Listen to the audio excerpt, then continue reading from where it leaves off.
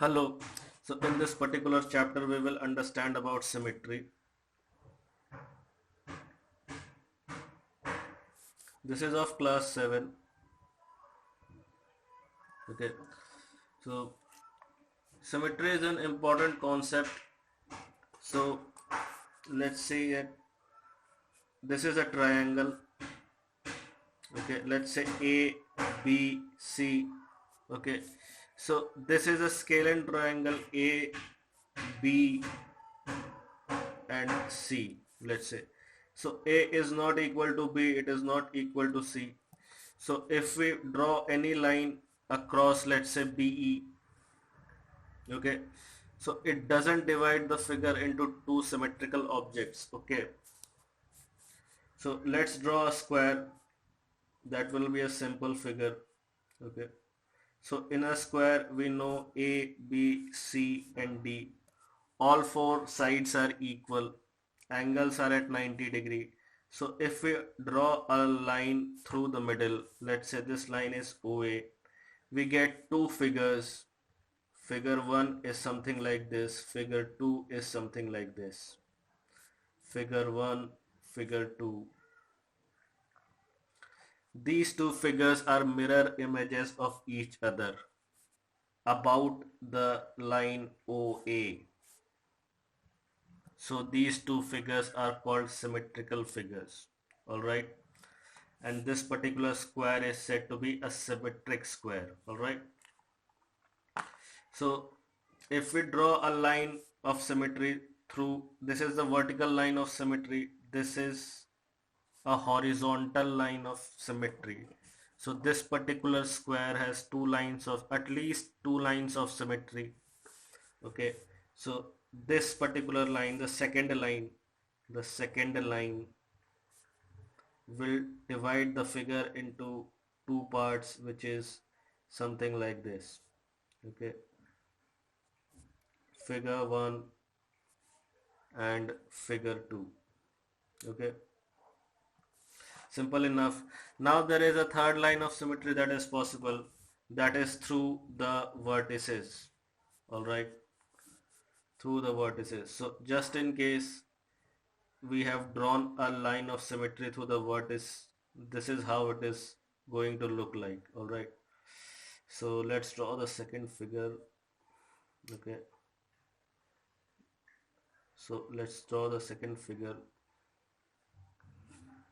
A, B, C and D. Okay, so A, B, C, D, these are four lines. All right,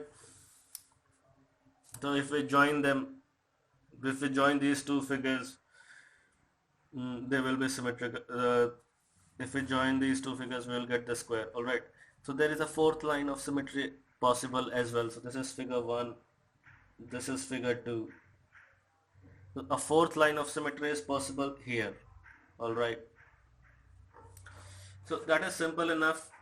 So you will come across many figures which are symmetrical. Okay, so I'll discuss few of them.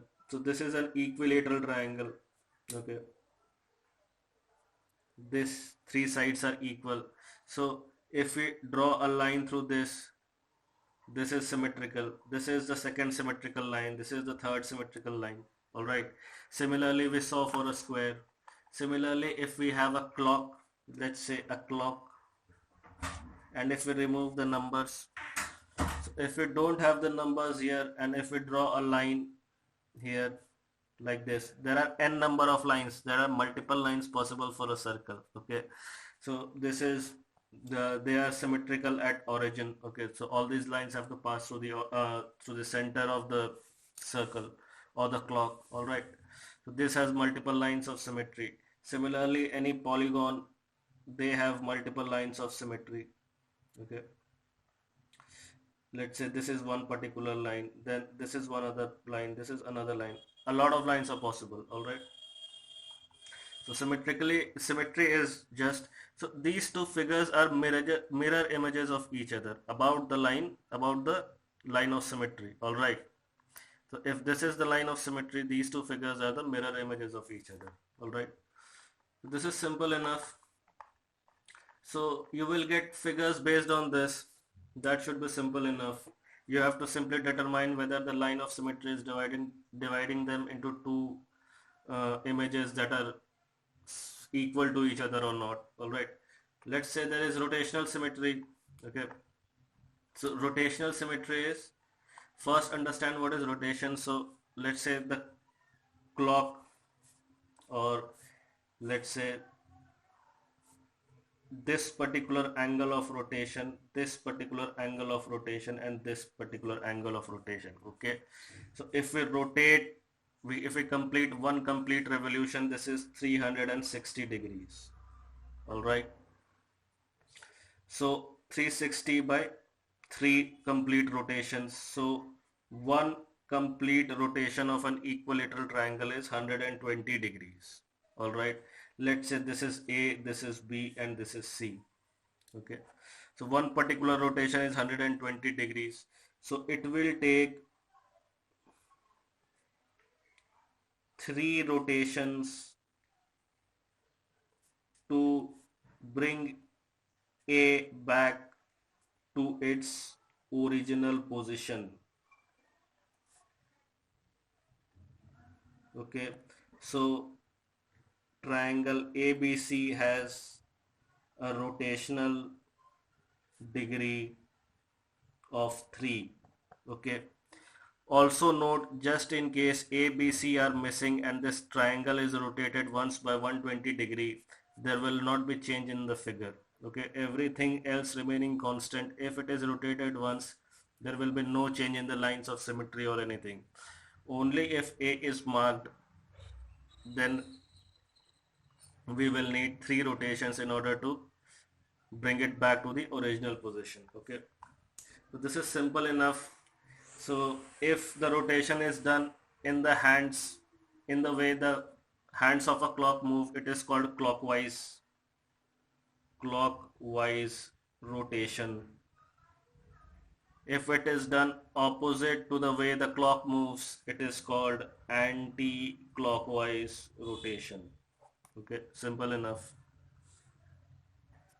So one more thing you can understand here is that this particular equilateral triangle has a line of symmetry which passes through, let's say, C and goes through the other side. All right, it has line symmetry as well, it has rotational symmetry as well. All right, so on the basis of this theory you can practice few questions. They will be simple enough. All right, I think I have covered every concept that is possible here, and I've discussed almost every figure. All right, so practice few questions based on this. All right, and if you find any problems, please feel free to ask me. Okay, so this should help you without any problems. Okay, so thank you.